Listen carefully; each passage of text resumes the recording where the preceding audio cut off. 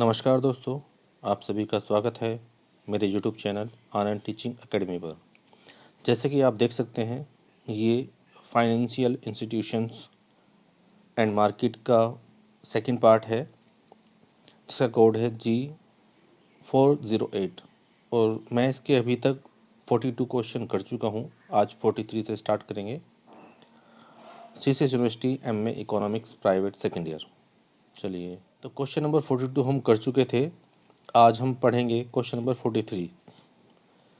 समान परिपक्वता अवधि एवं प्रकृति के उत्तम श्रेणी के ऋण पात्रों पर बाजार में वास्तव में प्राप्त न्यूनतम प्रतिफल को क्या कहते हैं? वर्तमान प्रतिफल, सकल प्रतिफल, शुद्ध प्रतिफल या फिर आधार प्रतिफल। क्वेश्चन नंबर 44 है, न्यूनतम प्रत्याशित प्रतिफल जो किसी भी निवेशक को निवेश हेतु प्रेरित करता है को वांछित प्रतिफल की दर कहते हैं। इस आरआरआर में निम्न में से क्या क्या सम्मिलित होते हैं? जोखिम रहित प्रतिफल की दर, रिस्क प्रीमियम, कूपन रेट, आंतरिक प्रतिफल की दर। और नीचे कूट में से आपको आंसर देना था। क्वेश्चन नंबर 45 था, स्थिर फिक्स्ड विनिमय दर व्यवस्था के अंतर्गत प्रतिभूतियों पर विदेशी विनिमय जोखिम कैसा रहता है? विनिमय दर जोखिम रहित रहता है, विनिमय दर जोखिम अति उच्च रहता है, विनिमय दर जोखिम बहुत कम रहता है। उपरोक्त में से कोई भी हो सकता है। निम्न में से कौन से कथन गैर बैंकिंग वित्तीय कंपनियों के बारे में सही नहीं है? एनबीएफसी देश के भुगतान तंत्र का भाग नहीं होते। एनबीएफसी में जमा देश की मुद्रा आपूर्ति का भाग नहीं होते। एनबीएफसी जनता से किसी तरह भी जमा स्वीकार नहीं करते। यह उपरोक्त सभी। क्वेश्चन नंबर 47 था, निम्न में से कौन से वित्तीय संस्थान हैं जिन्हें रिजर्व बैंक ऑफ इंडिया के पास पंजीकृत होना आवश्यक है? सेबी के पास पंजीकृत प्रतिभूतियों का लेन देन करने वाली कंपनियां, स्टॉक एक्सचेंज, गृह वित्त कंपनियां जिनको राष्ट्रीय आवास बैंक विनियमित करता है, या कोई भी हो सकती है, या कोई भी विदेशी वाणिज्यिक बैंक। क्वेश्चन नंबर 48, जमा बीमा की साख गारंटी कॉरपोरेशन के द्वारा एकदम कितने धनराशि का बीमा किया जाता है? 1 लाख रुपए, 2 लाख रुपए, 5 लाख रुपए और 10 लाख रुपए। रिजर्व बैंक के द्वारा हाल ही में प्रारंभ की गई उस सुविधा का क्या नाम है जिसके द्वारा रेपो दर पर 1 से 3 साल तक के लिए समान या अधिक परिपक्वता अवधि की सरकारी प्रतिभूतियों की धरोहर रिजर्व बैंक से ऋण ले सकेंगे? मिड टर्म, शॉर्ट टर्म मुद्रा बाजार में रेपो ऑप्शन और लॉन्ग टर्म। सीमांत स्थायी सुविधा अंतर्गत रिजर्व बैंक रिजर्व से कितनी अवधि के लिए ऋण ले सकते हैं? 1 वर्ष, 1 सप्ताह, 1 रात, अवधि तय नहीं। निवल रेट, निवल मूल्य नेटवर्थ अपॉन में आउटस्टैंडिंग शेयर की संख्या। उक्त आकलन से क्या प्राप्त होता है? सामान्य प्रतिभूतियां का बाजार मूल्य, सामान्य प्रतिभूतियों का पुस्तक मूल्य, प्रतिभूतियों का बाजार मूल्य, प्रतिभूतियों का समान मूल्य। निम्न सूत्र का प्रयोग करके हम किस प्रकार नकद प्रवाह का वर्तमान मूल्य प्राप्त होता है? वर्तमान मूल्य PV sigma N T is equal to 1 C R 1 plus R की पावर टी। पीवी वर्तमान मूल्य, सी नकद प्रवाह है, टी वर्ष यानी कि समय अवधि है, एन नकद प्रवाह की अवधि है और आर पट्टी की दर। तो 1 वर्ष के अंत में प्राप्त नकद प्रवाह का वर्तमान मूल्य। बी है, निश्चित अवधि तक प्रतिवर्ष के अंतर में निरंतर प्राप्त होने असमान नकद प्रवाह का वर्तमान मूल्य। निश्चित समय तक निरंतर प्राप्त होने वाले समान नकद प्रवाह का वर्तमान मूल्य। अनिश्चित समय तक निरंतर प्राप्त होने वाले असमान नकद प्रवाह का वर्तमान मूल्य। निम्न में से कौन सा सूत्र बट्टा तत्व का सूत्र है? C R 1 plus R 1, C N upon 1 plus R N, 1 upon 1 plus R और सी अपॉन आर। देख सकते हैं। क्वेश्चन नंबर 54 था, मुद्रास्फीति समायोजित ब्याज की दर को क्या कहते हैं? ब्याज की दर, ब्याज की प्रकृति, ब्याज की वास्तविक दर, ब्याज की बैंक दर। बट्टे की वह दर जो किसी निवेश की समस्त प्राप्तियां के वर्तमान मूल्य को निवेश की लागत के बराबर कर देती है को क्या कहते हैं? आंतरिक प्रत्यय की दर, प्रत्याशित प्रत्यय दर, प्रत्यय की वांछित दर, उक्त में से कोई नहीं। किसी परिसंपत्ति के वर्तमान मूल्य की सामान्यतः बट्टे की दर से क्या संबंध है? धनात्मक, ऋणात्मक, पहले ऋणात्मक कुछ समय बाद धनात्मक, पहले धनात्मक कुछ समय बाद ऋणात्मक। यदि किसी प्रतिभूति के प्रतिफल के औसत का परिमाप विचलन अधिक है तो उस प्रतिभूति में निवेश में जोखिम की स्थिति क्या हो सकती है? जोखिम बहुत कम, जोखिम शून्य, जोखिम अधिक, जो कहीं कह नहीं सकते। निम्न से कौन सा जोखिम ऋण अंश पूंजी अनुपात से मापा जाता है? वित्तीय जोखिम, परिपक्वता जोखिम, तरलता जोखिम, मुद्रास्फीति जोखिम। बाजार की गतिविधियों से किसी प्रतिभूति के प्रतिफलों में आने वाले उतार चढ़ाव के जोखिम को क्या कहते हैं? नॉन मार्केट रिस्क, कुल जोखिम, व्यवस्थाजनक जोखिम, तरलता जोखिम। यदि ब्याज की दर में वृद्धि होती है तो किसी भी ऋण पत्र के बाजार मूल्य या कीमत पर क्या प्रभाव पड़ेगा? कोई परिवर्तन नहीं होता, कीमत बढ़ जाती है, कीमत घट जाती है, या पहले घटती है फिर बढ़ती है, पहले बढ़ती है फिर घटती है। पूंजीगत लाभ या हानि से क्या अभिप्राय है? किसी निवेश से प्राप्त कुल प्रतिफल, निवेश की लागत, बाजार में निवेश पर औसत प्रतिफल और किसी विशेष निवेश के औसत प्रतिफल में अंतर, किसी परिसंपत्ति के विक्रय मूल्य और क्रय मूल्य में अंतर, किसी निवेश विशेष की अवसर लागत। ऐसी गैर बैंकिंग वित्तीय कंपनियां जिनकी परिसंपत्ति नवीनतम आकांक्षित बैलेंस शीट के अनुसार 500 करोड़ या अधिक है, उन्हें रिजर्व बैंक ऑफ इंडिया किस श्रेणी में रखेगा?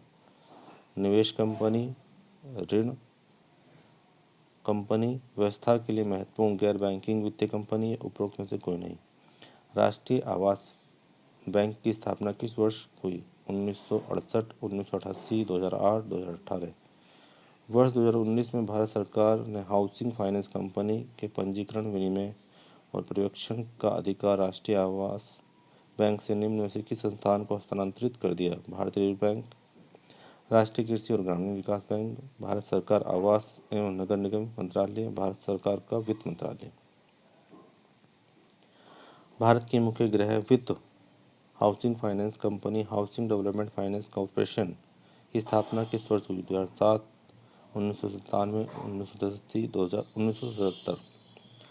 भारत में जीवन बीमा की सुविधा देने वाली सबसे पहली कंपनी 1818 में कलकत्ता में स्थापित हुई। उसका नाम क्या था? East India Insurance Company, the Imperial Life Insurance Company, the Oriental Life Insurance Company, the Bengal Presidency Insurance company.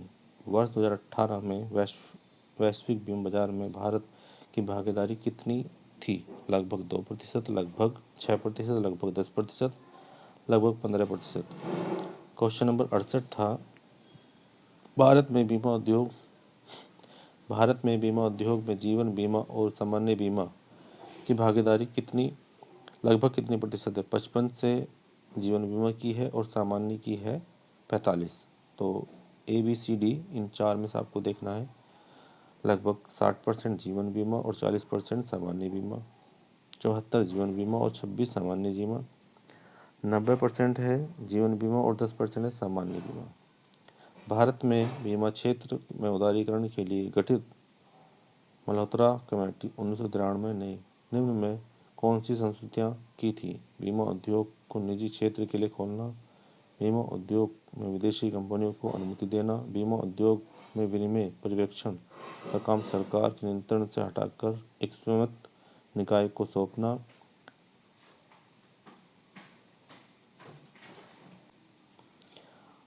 एक स्वतंत्र ग्रामीण बीमा कंपनी खोलना। तो सही विकल्प चुनना था।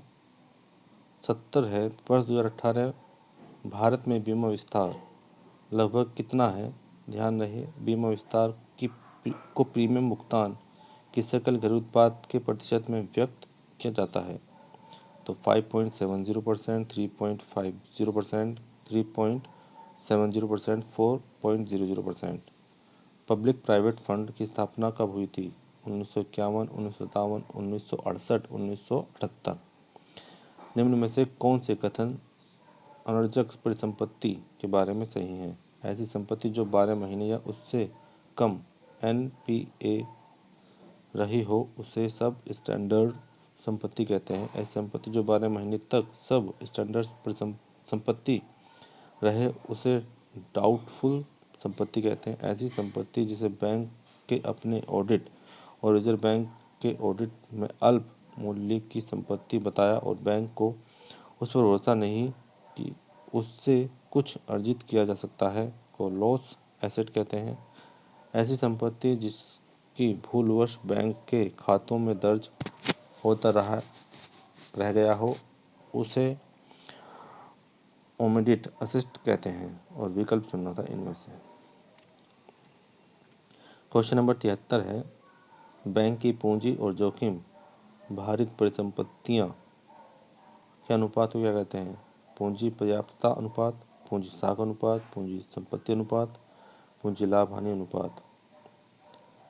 ऋण देने की सीमांत लागत अर्थात ब्याज की वह न्यूनतम दर जिस पर बैंक ऋण दे सकता है को निर्धारित करता है। रिजर्व बैंक द्वारा निर्धारित विविध विधि के अनुसार बैंक स्वयं गणना कर निर्धारित करता है। भारत सरकार का वित्त मंत्रालय, भारत सरकार के वित्त मंत्रालय के अनुसार reserve bank of India, NITI Aayog. Narasimha committee second ने भारत में किस तरह की बैंकिंग प्रणाली के विकास और विस्तार की संस्तुति की? सहकारी banking, universal banking, investment banking, वाणिज्यिक बैंकिंग। निम्न प्रतिभूतियों में से किस को भारत में गिल्ट एज सिक्योरिटी कहा जाता है? बीमा पॉलिसी, सावधि जमा, सरकारी प्रतिभूतियां, public provident fund. Treasury bill zero coupon प्रतिभूतियां हैं। इस कथन का क्या अर्थ है? ट्रेजरी बिल पर ब्याज की दर सबसे अधिक रहती है। ट्रेजरी बिल हर स्टॉक मार्केट में खरीदे बेचे जाते हैं। ट्रेजरी बिल मुद्रा बाजार की प्रतिभूतियां हैं। ट्रेजरी बिल बट्टे पर निर्गत किए जाते हैं और अंकित मूल्य पर बनाए जाते हैं। अगर रिजर्व बैंक ऑफ इंडिया नकद आरक्षी अनुपात और सार्वधिक तरलता अनुपात को घटा दे तो बैंक की साख सर्जन क्षमता पर क्या प्रभाव पड़ेगा? घट जाएगी, बढ़ जाएगी, स्थिर रहेगी या कुछ नहीं हो सकता? बैंकिंग सेक्टर में सुधार हेतु गठित नरसिम्हा कमेटी 1998 की सिफारिशों पर रेपो और रिवर्स रेपो रेट लागू किए गए। इन दोनों रेट्स का मुख्य उद्देश्य क्या था? जनता को कमर्शियल बैंक के माध्यम से सस्ता ऋण मिल सके, सरकार को कमर्शियल बैंक के माध्यम से सस्ता ऋण मिल सके, बैंकों की दैनिक तरलता में आए असमंजस्य को ठीक करने में मदद मिल सके, या उपरोक्त में से कोई नहीं। मुंडेल फ्लेमिंग की 3 असमंजस्य या असंभावना त्रिमूर्ति निम्न में से किस से संबंधित है? मुक्त व्यापार, आर्थिक वृद्धि और मजदूरी की दर, मुक्त व्यापार, आर्थिक वृद्धि और बेरोजगारी की दर, विनिमय दर, स्थिर या स्थिर न होना तथा मौद्रिक नीति, और यह उपरोक्त में से कोई नहीं। किसी अर्थव्यवस्था की वित्तीय व्यवस्था में निम्न में से कौन कौन सम्मिलित होते हैं? वित्तीय संस्थाएं एवं वित्तीय सेवाएं, वित्तीय बाजार और वित्तीय उपकरण। केवल ए और बी दोनों। अंतिम निवेशक द्वारा अंतिम बचतकर्ता के पक्ष में प्रत्यक्ष रूप से निर्गत की गई प्रतिभूतियों को निम्न से क्या कहते हैं? शेयर, ऋण, प्राथमिक प्रतिभूतियां, डेरिवेटिव। बैंकिंग संस्थाओं और गैर बैंकिंग वित्तीय संस्थाओं के बारे में निम्न में से कौन से कथन सही हैं?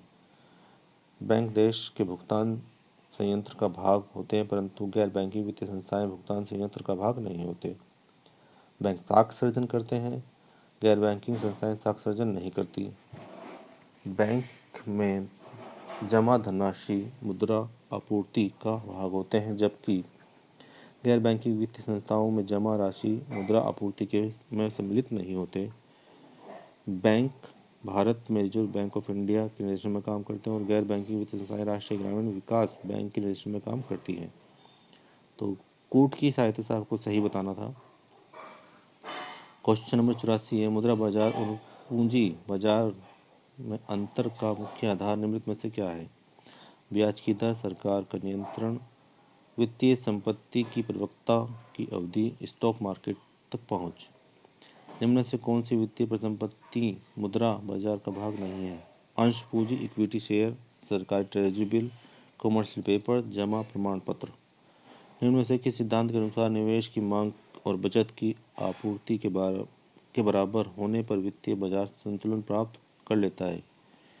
कीन्जीय सिद्धांत, ऋण योग्य कीन्स सिद्धांत, प्रतिष्ठित अर्थशास्त्री नव कीन्जीय सिद्धांत। इनमें से कौन सा सिद्धांत यह कहता है कि बचतों की प्रत्याशा में वित्त या साख उपलब्ध कराकर वित्तीय संस्थाएं आर्थिक विकास में उत्प्रेरक और सकारात्मक भूमिका का निर्वहन करती हैं? साख सर्जन का सिद्धांत, पूर्व बचत का सिद्धांत, तरलता पसंदगी का सिद्धांत, ऋण योग्य कोष सिद्धांत। यदि उद्यमियों को साख वित्त निरंतर सुगमता से उपलब्ध होते हैं तो दीर्घ काल में अर्थव्यवस्था में उत्पादन संभवता वक्र यानी कि production possibility frontier work PPF पर क्या प्रभाव पड़ेगा? यह बाएं तरफ व्यवस्थित हो सकता है, यह दाएं तरफ व्यवस्थित हो सकता है, यह क्षैतिज अक्ष के समांतर सीधा रेखा बना सकता है या कोई परिवर्तन नहीं।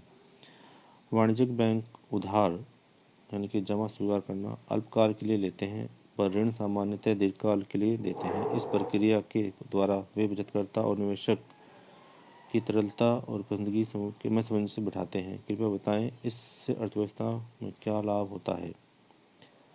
ब्याज की दर में कमी आती है, लोग को अनुपातक निवेश जैसे सोना खरीदने से हटाकर उत्पाद की निवेश की प्रेरणा मिलती है, अर्थव्यवस्था में पैमाने के प्रतिफल सक्रिय हो जाते हैं, अर्थव्यवस्था में जोखिम का स्तर सामान्यतः घट जाता है। अपने पोर्टफोलियो में विविधता लाकर वित्तीय संस्थाएं कैसे लाभान्वित होती हैं? बचतों में वृद्धि होती है, ब्याज की दर घट जाती है, ऋण की मांग बढ़ जाती है, वित्तीय संस्थाएं अपने निवेश का जोखिम कम कर देती हैं। विश्व बैंक ने कोविड-19 वैश्विक महामारी का सामना करने के लिए जो $160 मिलियन का पैकेज तय किया उसकी अवधि कितने महीने और कब तक की है? 15 महीने जून 2021, 18 महीने सितंबर 2021, 21 महीने दिसंबर 2021, 24 महीने मार्च 2022। कोई भी देश जो प्रति व्यक्ति सकल राष्ट्रीय आय के अंतर्राष्ट्रीय विकास संघ द्वारा निर्धारित स्तर से ऊपर उठ जाता है वह आईडीए की वित्तीय सहायता का पात्र नहीं है। बताइए भारत ने यह स्तर कब प्राप्त किया? 2019, 2016, 2014, 2010। यूरो करेंसी बाजार से क्या अभिप्राय है? यूरोप के उन देशों का बाजार जिनमें यूरो विनिमय का माध्यम है, ऐसे विदेशी मुद्रा बाजार जिनमें यूरो और पाउंड स्टर्लिंग की अदली बदली होती है, ऐसी विदेशी मुद्रा जिन्हें यूरो और यूएस डॉलर की अदला बदली होती है, करेंसियों के विनिमय का ऐसा बाजार जिनमें उन बाजारों में क्रय विक्रय किया जाता है जिन्होंने उसे निर्गत नहीं किया अथवा जिनमें वे करेंसियाँ विधिग्राह्य मुद्रा हैं। संयुक्त राज्य अमेरिका की संघीय आरक्षित व्यवस्था यानी कि फेडरल रिजर्व सिस्टम या केंद्रीय बैंक के अधिकार क्षेत्र से बाहर जो यूएस डॉलर वित्तीय संस्थाओं और व्यक्तियों के स्वामित्व है उन्हें क्या कहते हैं? बाह्य डॉलर, सुरक्षित डॉलर कोष, यूरो डॉलर या प्रधान विदेशी मुद्रा। यूरो करेंसी बाजार के बारे में निम्न से क्या सही है? उधार लेने वाले को देश बाजार से कम ब्याज की दर पर ऋण मिल सकता है, जमाकर्ता को देशी बाजार की ऊंची ब्याज दर से मिलता है। यूरो करेंसी बाजार में ब्याज की दर की उच्च सीमा शासन नियंत्रित नहीं रहती। यूरो करेंसी मार्केट का विनिमय अपेक्षाकृत शिथिल रहता है। अब सही कूट का आंसर से आपको देखना है कौन से हैं। उपरोक्त सभी हैं, एक और दो सही हैं, केवल 3 सही है, केवल 4 सही है। भारत में वर्तमान वर्ष 2020 सार्वजनिक क्षेत्र में के वाणिज्यिक बैंकों की संख्या कितनी थी? 20, 12, 18 या फिर 24? वर्ष 2005 में भारत में क्षेत्रीय ग्रामीण बैंकों की संख्या 1996 से थी, 2019 में कितनी है? 200, 100, 45, 40। वित्तीय समावेशन को प्रोत्साहन देने के लिए रिजर्व बैंक ऑफ इंडिया ने लघु वित्त बैंक की स्थापना की अनुमति दी। बताइए इस कोटि के बैंक की न्यूनतम प्रदत्त पूंजी कितनी होनी चाहिए? इस कोटि के बैंक की कितनी प्रतिशत शाखाएं इस बैंक सुविधा से वंचित क्षेत्र में होनी चाहिए? 100 करोड़ 25%, 50 करोड़ 35%, 25 करोड़ 40%, 10 करोड़ 50%। छोटे व्यवसाय और निम्न आय वर्ग के हाउस होल्ड के लिए व्यापक वित्तीय सेवाएं कमेटी 2013, जो नचिकेत मोर कमेटी के नाम से भी जानी जाती है, की संस्तुतियों के आधार पर रिजर्व बैंक ऑफ इंडिया ने निम्न में से किस वित्तीय संस्था की स्थापना की अनुमति दी थी? लघु वित्त बैंक, स्वयं सहायता समूह, सिडबी पेमेंट बैंक। वर्ष 2019 में समस्त शेड्यूल वाणिज्यिक बैंकों की अनर्जक परिसंपत्ति। नंबर 1 प्राथमिक प्राप्त क्षेत्र कृषि, लघु एवं माइक्रो उद्योग। सेकंड है गैर प्राथमिक प्राप्त क्षेत्र में कितनी प्रतिशत थी की? 26%, 74%, 35%, 65%, 40%, 60% और 50%, 50%। तो इस तरह के in financial institution and market के 100 क्वेश्चन हम पूरे कर चुके हैं। आप देख सकते हैं किस तरह के क्वेश्चन और इनका लेवल क्या है। काफ़ी टफ क्वेश्चन है ये, आपको इस पेपर में काफ़ी दिक्कतें आने वाली हैं, तो आप इसकी अच्छी से तैयारी करें। और मैं बचे हुए पेपर भी अभी आगे अपलोड करने वाला हूँ जैसे मुझे समय मिलता है। और साथ ही साथ क्यूटी का पेपर भी मैं डालने वाला हूँ जो फर्स्ट ईयर एमए का है, इस बार 2022 में पूछा गया था। तो जुड़े रहें मेरे चैनल पर, आनंद टीचिंग एकेडमी पर, और मैं इनके सॉल्यूशन भी जल्दी ही अपलोड करूँगा। ठीक है, धन्यवाद।